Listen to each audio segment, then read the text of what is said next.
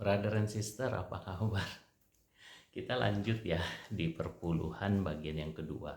Contoh yang diberikan oleh Allah. Contoh yang diberikan oleh Yesus Kristus. Contoh yang diberikan oleh Roh Kudus yang memimpin hati dan pikiran mereka.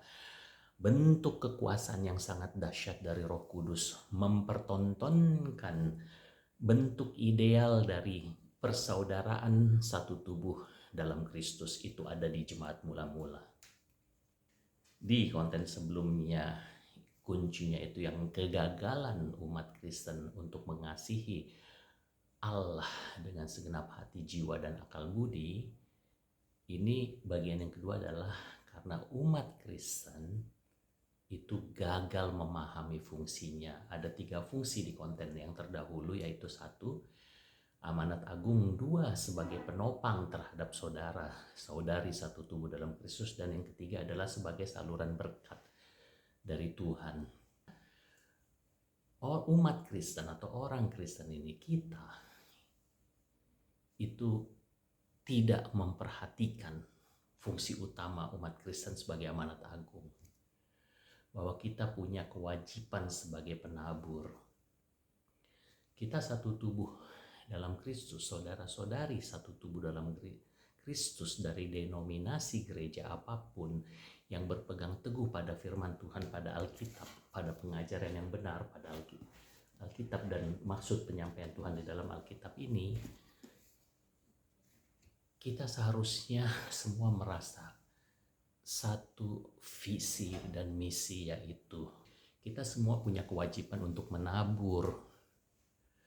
Dan ketika kita memandang saudara-saudari satu tubuh dalam Kristus yang berfungsi sebagai gembala jemaat atau pemimpin jemaat, gembala gereja atau pemimpin gereja, atau penyampai firman Tuhan yang fokus kerjanya adalah itu dan tidak dimungkinkan oleh situasi dan kondisi apapun untuk melakukan pekerjaan lain yang menafkahi hidupnya, maka kita, umat lain yang tidak fokus pada pekerjaan itu sebagai gembala jemaat, pemimpin jemaat, gembala gereja, pemimpin gereja, dan pemimpin kelompok rohani, yang kita tidak fokus pada pekerjaan itu, kita punya kewajiban untuk menopang mereka secara finansial. Itu nomor 1 ya, brother and sister. Jadi brother and sister, ketika kita gagal memahami fungsi kita yang kedua dan yang ketiga, yaitu kita berfungsi sebagai penopang untuk saudara-saudari satu tubuh dalam Kristus yang lain, dan kita berfungsi sebagai saluran berkat. Ketika kita gagal memahami itu, apalagi melaksanakannya, itulah yang sering kita lakukan sebagai umat Kristen di dalam kehidupan. Apa itu? Hedonis dan materialisme. Kita punya 1 mobil kurang, punya 2 mobil kurang. Sesudah kita punya 3 mobil, kita permasalahkan mereknya kurang mahal, kurang mewah. Kita tidak bahas harta-harta hasil korupsi, hasil manipulasi, dan seperti konten-konten saya sebelumnya, bahwa kita tidak menganut penyucian harta. Ketika kita merasakan bahwa itu merupakan berkat dan pemberian Tuhan seperti saya kemukakan sebelumnya, mari kita ukur seminggu, 2 minggu, sebulan, 2 bulan ke depan. Apakah kita punya karakter itu? Kita sebagai penumpuk harta dan penumpuk berkat, bukan saluran berkat dan penopang. Ya. Mari kita evaluasi, termasuk diri saya juga mengevaluasi. Dan saya selalu mengevaluasi itu ketika saya sudah sadar dan lahir baru. 2 mobil cukup atau masih kurang? Perlu 4 mobil. 2 rumah cukup atau kurang? Perlu 5 rumah di 5 kota. Plus 2 villa di tempat ketinggian yang sejuk lagi. Kita sering berdosa dan bersalah tanpa kita sadari. Ini ilustrasi yang suka saya katakan ke anak-anak saya. Kalau kalian makan 20.000 sudah cukup dan kenyang, jangan makan 50.000. Di awal-awal saya mengajari mereka sulit, mereka bilang kan ada uangnya. Ya, tapi ingatlah, ada saudara-saudara kita satu tubuh dalam Kristus yang makan 5.000 pun tidak. Ya, brother and sister, coba kita renungkan brother and sister. Apakah sikap hidup kita sudah mencerminkan bahwa kita memahami fungsi kita sebagai satu tubuh dalam Kristus di dunia ini terhadap saudara-saudari seiman kita? Seperti pada jemaat mula-mula. Coba kita review ya, termasuk saya mereview juga, introspeksi diri. Banyak ajaran Tuhan di dalam Alkitab. Orang kaya dan Lazarus, ya. Orang kaya sulit masuk surga, ya, banyak. Nanti saya cantumkan ayat-ayatnya. Please tolong dibaca brother and sister satu perikop secara utuh. Nanti kalau kita sudah masuk ke pengajaran-pengajaran yang satu perikop kita bahas secara mendalam apa maksudnya. Ya, kita sering bersikap salah dalam hidup. Dari berikanlah kami pada hari ini makanan kami yang secukupnya, dimanipulasi oleh si iblis pikiran dan hati kita. Berapa cukup itu? Ya, mulut kita kadang memuji dan memuliakan Tuhan dengan nyanyian, dengan ucapan, dengan apa. Tapi hati kita, Tuhan katakan, tapi hatinya jauh daripadaku. Nanti saya cantumkan ayat. Apakah kita mau jadi orang Kristen seperti itu? Iblis memanipulasi pikiran dan hati kita. Dia tidak bisa baca pikiran dan hati kita. Karena pikiran dan hati kita yang kita sudah serahkan, dikendalikan oleh Roh Kudus, nggak ada yang bisa akses itu. Hanya Roh Kudus yang bisa akses pikiran dan hati kita.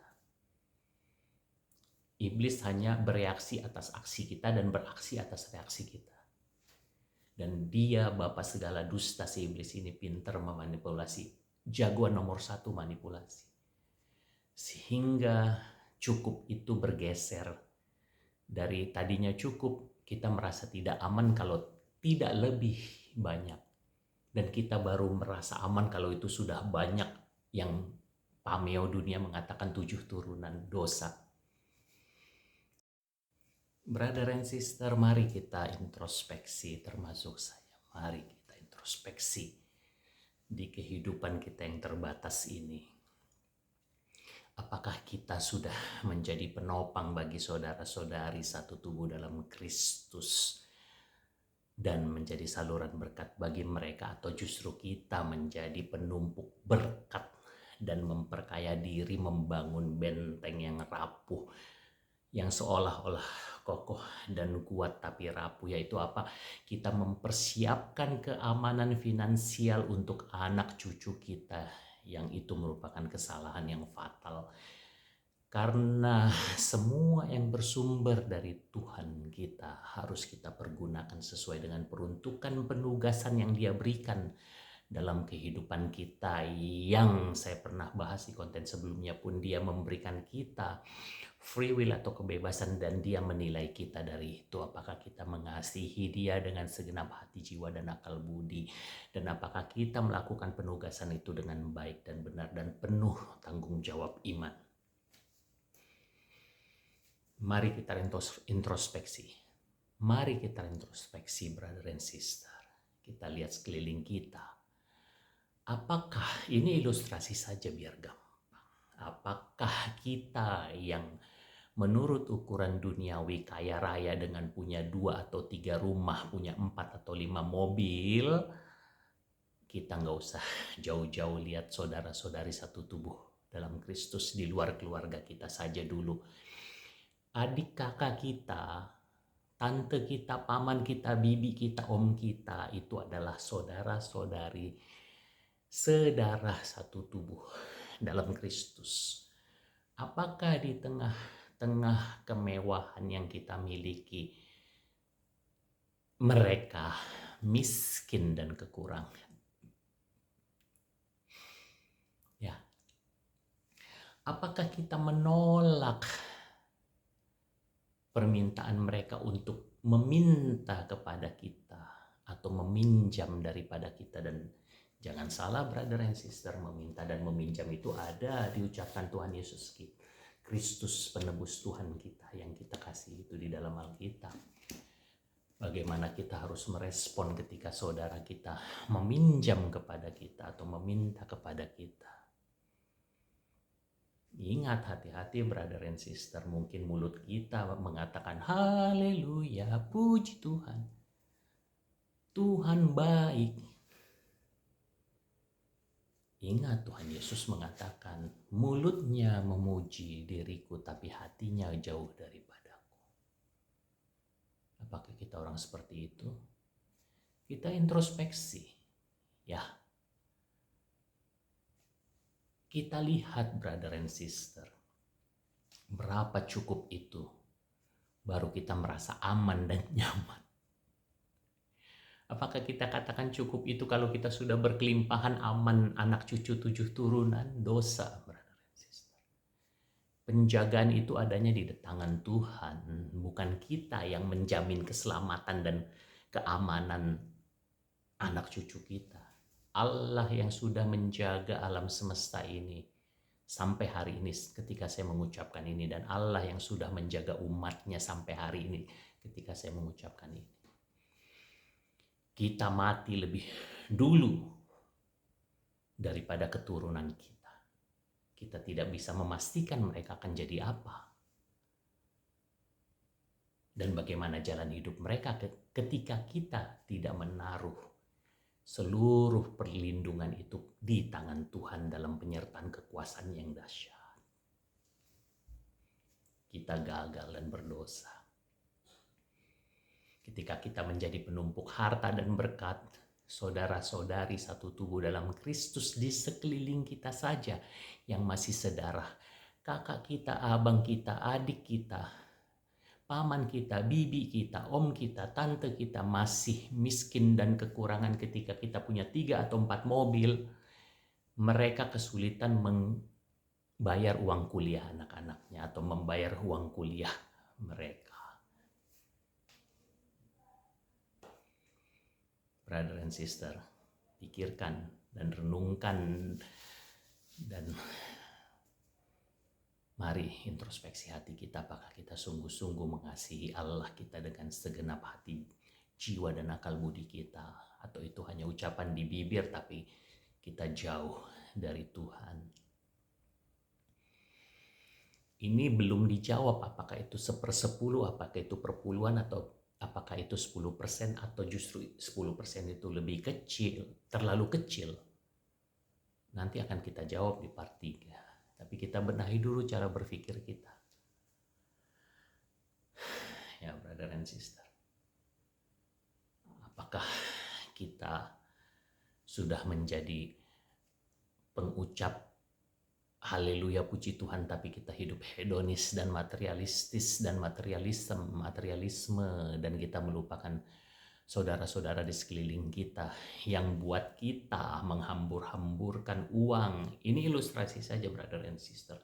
Untuk perawatan wajah dan tubuh jutaan dan puluhan juta. Tapi kita ketika ada saudara kita yang datang meminjam 1 juta atau 500.000 kita tolak. Pikirkan. Saya introspeksi juga. Sebagai bagian dari pertumbuhan iman dan kehidupan yang lebih baik dan benar di hadapan Tuhan. Ya, brother and sister. Yang kita bicarakan di seluruh konten ini dan konten-konten lainnya adalah yang merupakan pemberian Tuhan ya brother and sister. karena nanti akan saya bahas juga bagaimana orang-orang yang memperoleh harta kekayaan yang tidak berasal dari Tuhan bersikap di tengah-tengah gereja. Nanti kita bahas juga, dan itu kita kesampingkan dulu. Kita tidak bicarakan harta-harta haram yang berasal dari yang jahat di konten-konten kita ini mengenai perpuluhan ya, brother and sister. Itu dulu, nanti kita lanjut. Jangan lupa please share dan subscribe supaya banyak orang memiliki pemahaman yang benar seperti yang disampaikan juga oleh para pekerja di ladang Tuhan yang benar-benar menyampaikan firman Tuhan materi rohani secara alkitabiah. Jadi kita merupakan satu kesatuan penyampai firman Tuhan yang alkitabiah dan sesuai dengan apa yang Tuhan kehendaki. Ya, itu dulu brother and sister.